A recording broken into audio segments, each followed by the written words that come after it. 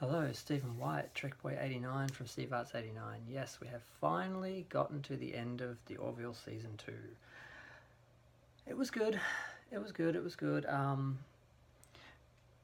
a little bit of a surprise. Like the last episode, episode 13, when Kelly doesn't take his call, I thought it was just instinct. I thought even though they've erased her memory, there's more to a person than just their memories, and then I thought it was just her instincts that told her not to do that, and I didn't really think about the repercussions right away, and then I realized, oh, just wait a minute, how could this affect everything? So this episode starts off with Ed and the redheaded guy, I forget his name, running through the woods. It's very Star Trek Insurrection, where the heads of the Isaacs, I'm just going to call them the Isaacs because I can never remember the name of the actual race.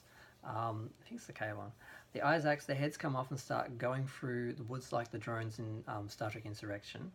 There are a few films that reminded me of. There were some scenes that reminded me of First Contact, Insurrection, Timeless from Voyager, and what was the other one? There were a few movies I thought, oh, I think they're paying homage to a few things here. So yeah, basically we see that they're renegades, scavengers, whatever. Basically, they deliver that wonderfully needed exposition that the Isaacs have basically eradicated half of the sentient human, not human, basically all the life forms, half the life forms in the galaxy they've managed to eradicate, and they've managed to destroy Earth, and there's just a bunch of resistant fighters floating around the galaxy.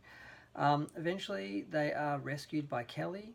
They are enjoying a Twinkie because apparently they stole a replicator or something so they could eat. And the first thing the redheaded guy wanted, I wish I could remember his name, was the Twinkie. So they're eating their Twinkie, and then they get grabbed by a ship, and it's Kelly. She has memories of her time experience. So basically, the mind wipe just didn't work, and she worked it all out, and she went and found all the people because basically, obviously they didn't get together, they didn't divorce, she didn't get him in the captain's ship. Claire didn't follow him because she knew he'd need her. So her kids weren't there who didn't befriend Isaac, so Isaac didn't betray his people, and Isaac's people took over everything like they would have in, I think, the 10th or 11th episode, or maybe it was the 9th episode. Identity, I've forgotten the numbers of the episodes. So they would basically, that's how that would have went, and then in the time after that they would have just continued going through the galaxy, destroying all the life forms and the races, the humanoid races. So they've worked out what we have to do is go back, and they have to do the mind wipe again. So, but of course they don't have, because she's missing a protein. There's something wrong in her brain. She's missing something so it didn't keep. So they've worked out what that is. So they just have to go back, inject her with some protein or something that her brain is lacking, and so the mind wipe will work, and then do the mind wipe again. So they go to a rebel outpost on another in the woods, basically. So we see them again being chased and that, and we get to see the security officer from the first season who left because the rest of the crew knows each other. They got a different captain, and they lost the ship, but they still spend that time together. So there's a history and all that there. So we get to see her again. We get to see that there's something more that's happened between the existing characters who weren't affected. I mean, who are outside of her little time experience. And it's interesting. They escape. They have a battle in an asteroid field, and they could show Discovery how it's done, because you can actually see what's happening, you can tell what's happening, you know what's happening, you're following what's happening, you care what's happening. Unlike the Discovery mess where it was just like, hey, we need a big space battle, let's just throw people in little glass hamster balls and throw them through. No. This works, and it's quite thrilling, and it's good. And it's like the whole episode, really. It's well structured, cohesive, intelligent. you understand the stakes, you understand who's in danger, what's happening, and you can follow it, and you're with them. It's not just being thrown at you to overstimulate you and overwhelm your senses. It's actually, you're actually engaged in going with it, and that's the difference between Discovery and Orville. And the only bad thing about Orville is you kind of know what's coming, but you're kind of secure in that, and you can rely on it. You know it's going to deliver. Whereas Discovery, you never know what's going to happen, but it's not in a good way. It's not like exciting. It's like dread and anxiety and what the hell, how do I work this out? So they're still very different, and I think overall overall Orville still wins for the better show. So yes, where am I? Yes, they escape. They have to get to the Orville, and the Orville is under the ocean, so we get a little bit of, remind me of Voyager's Timeless, where they have to go down to the bottom of the ocean, get the ship because they need all Claire's information, all the information on the mind wipe and that, or actually I'm not sure what the hell they had to go back for. They needed the computer, I guess. I'm just trying to think. Whatever. They find it, they get it. They use Isaac, or one of the Isaacs, to get into. All the Isaacs are connected, but they all have their own individual memories and so forth. So they find Isaac, and they get the information they need, so they can finish the serum or whatever she needs, and then they do indeed use up the last of the power and blow the ship up, basically sending Claire back to the past a few seconds after Kelly arrives. So Kelly disappears, comes back, and Claire pops up and says, the mind wipe didn't work. She's like, I know. So she says, I got to give you this shot and do that again. So she lays down, she gives her the shot, and then the device disappears, Claire disappears, and we see the call go ahead, and she has no memory of any of this, and she just goes on as she would have, as if nothing had happened. And the episode ends there, and we know, we are secure in the fact that the future goes on. The first and second seasons happen as they were supposed to, and yeah.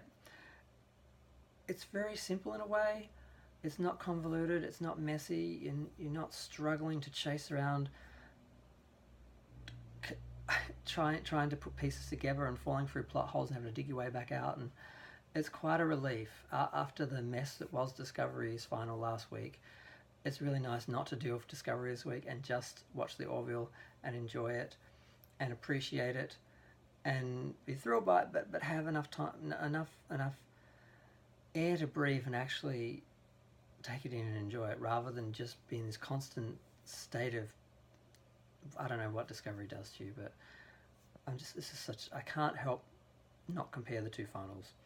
But yeah, it was nice. There was a moment where we see the destroyed Earth and the destroyed Moon, and it was the shot of Earth reminded me a lot of First Contact, where we see the Borgified Earth, and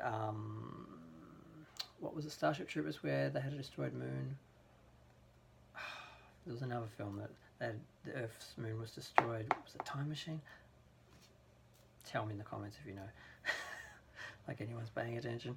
But yeah, and of course Insurrection, when they're running through the woods and they've got the Isaac head drones, and Timeless, when we see that there's a couple of beautiful shots of the Orville under the water, and of course they bring it back to life, they bring it out, it flies out up through the water and out, and it's quite beautiful. And yeah, Orville just works safely on every level. Now, admittedly, the season was a little uneven. There were some really great episodes, and then there were some really next-gen repeat filler episodes where they were just telling a story they've done before, that next-gen's done before, same way. And it was good, quality-wise, but it was on a different level from the two-parter with Isaac's people first rising to do what they tried to do in this episode as well. So they had the bigger action episodes, they had their moral episodes where there was about an issue like the gender issues with Borat's daughter, and did I say Borat? God, Bortus. Borat. God, I haven't heard of him for a while. Pity he didn't play Freddie Mercury. That would have been interesting. Yep. So, okay. I'm done. That's it. It was good. It was a nice ending. They paid off a lot of little things. And it's just nice the way that it did it. They did this standalone episode, time travel episode, and then you realise at the end, oh, shit, that could have just changed everything. And then they drop us down in this one and everything's different and they have to fix it. And at the end, it's fixed. And they don't spend a lot of time explaining it and showing, oh, look, they went on in the future, blah, blah, blah. We just know she's fine. She makes a date with him and the timeline is restored and it's going to continue on as it did. And like I said, the overall season was a bit uneven. There were some great episodes and some average episodes. And whereas season 1 was a lot more average along the board, where I felt every episode had a little bit of familiarity, which was really nice, but it also had sort of its own strong standalone elements. Whereas this season, it was very up and down. There were some stunning standout episodes and then just some really average ones. So let's hope third season they can average it back a bit. And yeah, I think that's it. I don't think I have anything else to say about Orville. I'm looking forward to the third season. I'm glad that they need to pull back a little bit from the comedy, just a little bit. There were a few cringe moments in the season, but only a few. And just keep the humour between the characters and just have it character humour, not outright jokes, not supposed to be laugh out funny. Just nice humour all the way through as a compromise, because it was sold as a comedy when it's really a science fiction series, and now they kind of don't know how to handle the comedy, because if they don't have it, I think they feel like they misrepresented the show in the first place. But if they don't, I don't know, just lay off the comedy. But yeah, I'm going to leave it there. Loved it. I'm kind of looking forward to not having anything happening next week after the final Discovery, Infinity War, this Madonna's new video, a lot of stuff coming out, and I just wanted to sit down and work out a few documentaries and things. This idea of just writing about some things some subjects that interest me, and just do some intelligent videos where I've actually thought about what I'm saying, as opposed to just reacting and talking without really any plan of what the hell I'm going to say. So I'm going to try and focus on putting together a few decent videos in the next couple of months while I wait for all these shows to come back next year. But thanks for listening. I hope you enjoyed Orville as much as I did, and go out and buy the Blu-ray and the DVD, or the DVD and the Blu-ray, hopefully if they actually release it on Blu-ray, and enjoy it again, like I plan to with the first season, which I've already watched twice. Okay, thanks. Feel free to subscribe or leave any comments. I'm always interested in comments. I'd like to know what other people think. I'd like to share what I think. Thanks. Bye.